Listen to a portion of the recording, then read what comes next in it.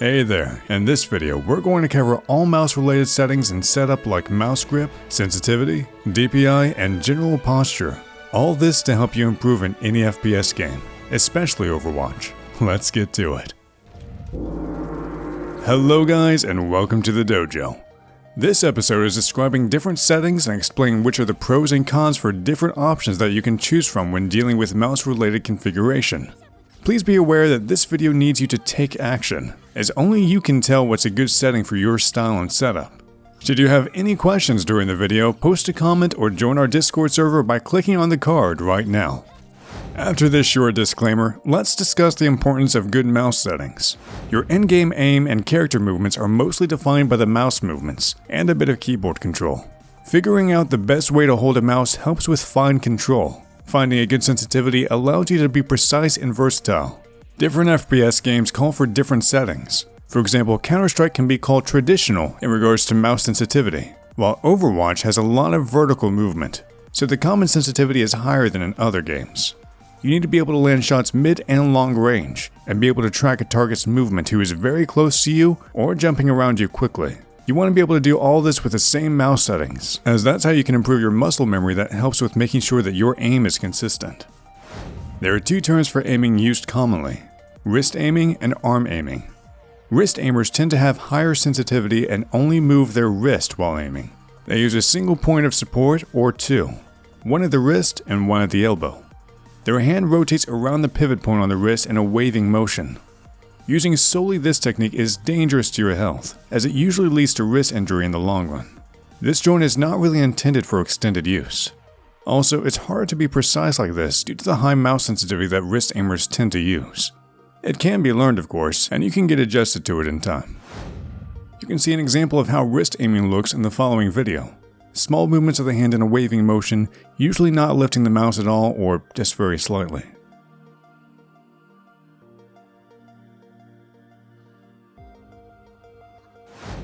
Arm aimers tend to utilize more of their arms for rough mouse movements and use the wrist to precisely adjust their aim. The rules are this: use the arm for anything that includes big movements on the screen, for example, navigating around the map, turning around, tracking an enemy close to you, etc. Use your wrist to adjust precisely to the exact point where you want to shoot, for example, tracking an enemy far from you, aiming at the head, and flicking to the head. You can see the example video of someone with low sensitivity using this technique. Watch how the wrist is fixed while the player is using the mouse for navigation, and then how he aims precisely. It's important to mention that there's no such thing as purely arm aiming, because that will leave you without any precision. You need the fine movements of your wrist to be able to land precise shots on faraway targets. So which one is better? If you already have FPS experience, just stay with what you do. Relearning takes a lot of time. That being said, aiming with arms and wrist is considered to be the best practice. It's more versatile, better for your health in the long run, and can be more precise in less time. If you consider changing to this type of aiming, make sure that you have a big mouse pad, as you don't want to run out of space while adjusting your mouse. It'll be hard at first, but you'll get used to it, and it can really benefit your game. Now let's see different styles of gripping the mouse. There are different ways to hold your mouse, and this is as much a personal preference as wrist versus arm aiming. We distinguish 3 different ways to hold your mouse, defined by the contact points. The most common is palm grip, where your whole hand covers the mouse. This is the most commonly used grip among gamers. It feels natural and allows you to play for extended periods of time, because there's no hand fatigue due to this grip. It makes it easy to do quick mouse movements, but there's no fine control from the fingers as in the other grip styles. We suggest this style of grip to wrist aimers or players with big hands, but it's suitable for all. Every kind of mouse can be held in a palm grip. The next style is the claw grip. Roughly 1/3 of gamers use this style. Your hand still touches the mouse, but your fingers are arced and not flat on the buttons. This style allows for more precise control, but it can feel unnatural and makes your hand tired more quickly. Quick movements are a little bit hard to execute, however you'll have much better precision for the shots that count. We suggest this style to anyone looking for more precise control of the mouse who's willing to sacrifice a bit of comfort for better accuracy. Light mice is the best for this kind of grip, as heavy mice are hard to move around when held like this. The last style is called fingertip grip, where only your fingers are in contact with the mouse. This allows for precise control and really quick movements. It feels really unnatural, however, and it's hard to learn. If you're looking for an agile grip, this is for you. We suggest this kind of grip to anyone who wants really agile controls and doesn't mind relearning mouse movements or throwing away comfort. Light and small mice is the best for this style. That's all for the different styles of how you can hold the mouse. If you have any experience with these styles that you would like to share with other viewers or extra tips that we didn't add, leave a comment below. Alright, so far so good. Now we get to the sensitivity and DPI settings. Before we begin, please make sure that your Windows mouse sensitivity is set to 6. If it's not, it'll scale all values told here, so calculate accordingly. You can change the setting under Control Panel, Mouse Settings. When dealing with any mouse input, you need to make sure that you're as close to raw input as possible. We don't want any software to tinker with the values of mouse movement from the hardware, so avoid mouse acceleration and pointer precision enhancements as well. This is important to pay attention to. One of the most controversial things about mouse settings is DPI. Dot per inch, or DPI, is a property of your mouse. It basically describes how sensitive your mouse is. Higher DPI means that your cursor moves more on the screen with the same hand movement. Gaming mice tend to have really high potential DPI values. However, these are just big numbers that are written on the product details to make you buy that particular mouse. High maximum DPI, therefore, is only a sales tool. You never really need anything higher than 2000. Some sensors interpolate the movement above 2000 DPI, meaning that it's not an exact representation of your physical movements. We want to avoid that as previously stated. If your mouse doesn't support DPI switching, then skip the next part and adjust the window sensitivity instead. It's usually a good practice to find your DPI first. Find a value that's comfortable to use for everyday tasks on your machine. This really varies based on screen size, resolution, and personal preference. Start with 800 and work your way up. Try dragging the mouse around the monitor and clicking on icons. If it feels right and you can hit all the intended clicks, that should be your preferred DPI value. This way, you won't have to switch between DPI settings when gaming or using your operating system. By setting the DPI first, you get a comfortable all-around system setting for the mouse that you can adjust in any game later. If you play multiple games, for example, you can have multiple sensitivity profiles based on what fits you in that particular game. Let's get to the topic of sensitivity and discuss the keywords and values that you can find when looking for different settings.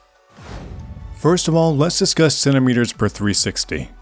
This is a value that describes how much real physical distance you need to make with your mouse to do a full turn in the game. Lower values mean that less movement is needed. This is a good value to describe sensitivity values and are often used for comparison. There are calculators linked in the description which you can use to calculate this value for different games. Sensitivity in itself is not really telling you anything about a player's settings, but centimeters per 360 is describing everything that you need to know when talking about the topic. The underlying DPI and sensitivity can change based on personal preference, and you can just say that you have 34.6 centimeters per 30 seconds, and everybody will understand how quickly your mouse moves.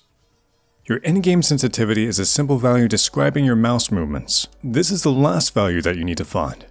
Different games call for different sensitivity values. Quake-style arena shooters use higher sensitivity because you need to be able to turn around quickly. Counter-Strike-style games are favoring more precise controls over quick reactions usually, meaning that you can play with really low sensitivity for precision. Overwatch is a mix of both worlds, because you need quick half-turns with some characters and precision with the others. We want to keep the same sensitivity for all characters, so it's recommended to find something that's good for all styles. There are a lot of ways to find the perfect sensitivity for a game. We will show our preferred method for Overwatch. There are videos about other games out there. Look them up. We'll use 800 DPI for this routine. Load up a tutorial range or a custom map where you can practice without distraction.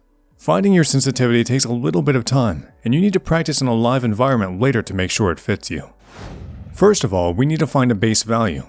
We're using a guide that was created for Counter-Strike. See the link in the description. Find the sensitivity that completes a 360 moving of your mouse across the mousepad from one end to the other. That simply means that you need to find the sensitivity number that allows you to drag the mouse from left to right and turns your character around perfectly in the game. Let's say that number is 2.5. Take your identified value and multiply it by 0.5 and write the number down. Then take your 360 sensitivity again and multiply it by 1.5 and write that down. You will have three numbers like so. Try the high and low sensitivity for one quick play match each. Use the same character for all the tests, just change the sensitivity. Try to concentrate on aiming and landing your shots. After the map finishes, keep the sensitivity that you liked. If that leaves you liking the higher sensitivity, multiply it by 1.2. If the lower one, multiply it by 0.8. Take your new sensitivity and add it to your 360 sensitivity, then divide by 2. See the screen for the full calculations. Now use these numbers as the new low and high and test them. Repeat the same process until you feel that you have the perfect sensitivity. It will take time, but after that you can stick to a good setting that is comfortable and fitting to use in every situation. Alright, the last topic we're going to cover in this video are mouse sensors. These are the core of your mouse, the thing that makes it possible for your mouse to intercept movement and transfer it to the computer. You need this to be good if you're looking for a great mouse. Let's see what you need to consider. First of all, optical or laser. We're going bold here and state this as fact. Take optical over laser anytime. Optical is older tech, but superior in both tracking speed and accuracy, and have a much lower malfunction rate. Just switch your laser mouse already if you want a better experience. Period. Polling rate is the rate at which the mouse updates and sends information about its movements and positions. The higher you can set this number, the more precise movements will be registered. This is usually around 1000 Hz for newer gaming mice. Make sure that you set it high. We don't really want to go in depth about mouse pads in this guide. The most important thing is that you should get a big one, as big as you can comfortably fit on your desk. There are different variations in surface. Choose something that fits your style. Hard surfaces are good for speed as it allows the mouse to slide more freely. If you're interested in more in-depth guides about how to choose a pad, see the link in the description. That's all, folks. If you want to support our work to make sure that these videos are possible, head over to our Patreon site. Like, subscribe, and share if you like this guide, and we'll see you guys in the next one.